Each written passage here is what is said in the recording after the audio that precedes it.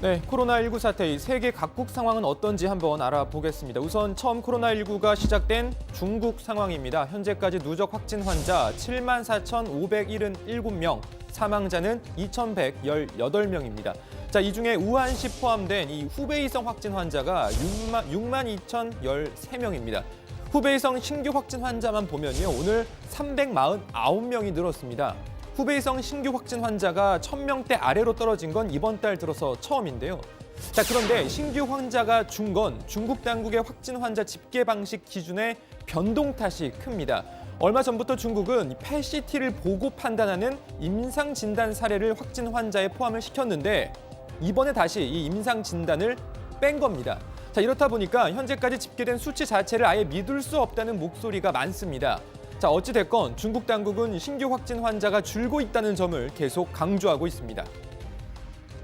新增确诊病例总数已连续15天下降，新增死亡病例数一直保持在较低水平，累计确诊病例数增幅趋于平缓，说明随着各项防控措施的落实和全国对口医疗支援力量的加强，湖北省的疫情得到较好控制，治愈率不断提高。 자, 그런데 이런 나름의 자신감 때문일까요? 여전히 국제사회는 중국에 대한 우려의 시선을 거두지 못하고 있는 이런 상황에서 중국 당국은 오히려 국제사회를 향해 큰 소리를 치는 모양새입니다. 오늘 중국 관영 영자신문이죠. 글로벌 타임스가 우리나라와 일본을 향해 훈계조의 기사를 내놨습니다. 기사의 핵심은 중국과 한국, 일본은 아시아의 핵심적인 나라이고 글로벌 경제에서 중요한 역할을 하기 때문에 세 나라가 동시에 전염병에 빠지면 큰 경제적 손실이 있을 것이다. 빨리 모든 분야에서 협력을 하자. 이런 내용이었는데요. 여기까진 좋은데 문제는 상황 분석이 생뚱맞다는 겁니다. 중국 전문가들은 한국과 일본 정부에 코로나19 전염병이 확산될 경우에 대비한 비상계획 마련을 촉구했다. 전문가들은 한국과 일본 정부가 중국과 달리 효과적인 통제에 어려움을 겪을 수 있다고 지적했다. 중국이 전염병과의 전쟁에서 승리할 가능성이 커지는 가운데 중국 네티즌들과 전문가들은 두 이웃 국가에서의 확산 가능성에 대해 우려하기 시작했다.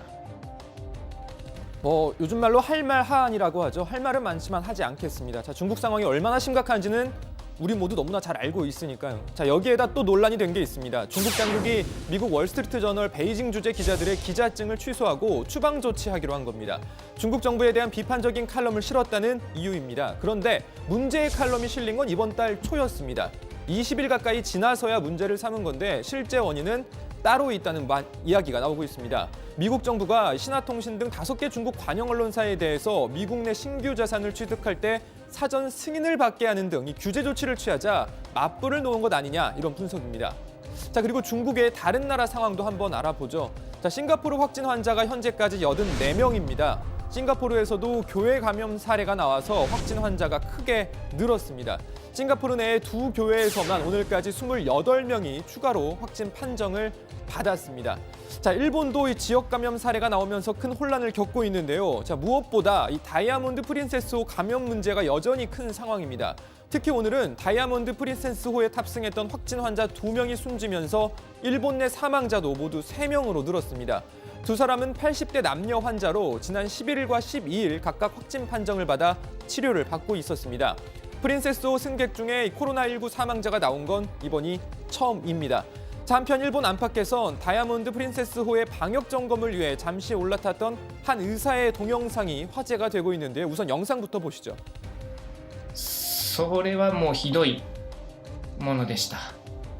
もうこの仕事20年以上やっててですね、アフリカのエボラとか中国の SARS とかいろんな感染症と立ち向かって、ダイヤモンドプリンセスの中はものすごい悲惨な状態で、心の底からですね、自分の部屋から出て歩いていって、医務室に行ったりするっていうのが通常で行われているということです。これは大変なことで、アフリカや中国なんかに比べても全然ひどい感染対策を、やはりこれは日本の失敗なわけですけど、それを隠すともっと失敗なわけです。確かにまずい対応であるっていうことがバレるっていうのは、それは恥ずかしいことかもしれないですけど、これを隠蔽するともっと恥ずかしい。 자, 고베대학교 병원의 이와타 켄타로 교수인데요. 켄타로 교수의 말이 사실이라면 배 안에서 600명 넘는 확진 환자가 나온 게 우연이 아니었다는 얘기입니다. 일본 정부의 부실한 대응이 결국 이렇게 심각한 결과를 불러온 셈인 거죠.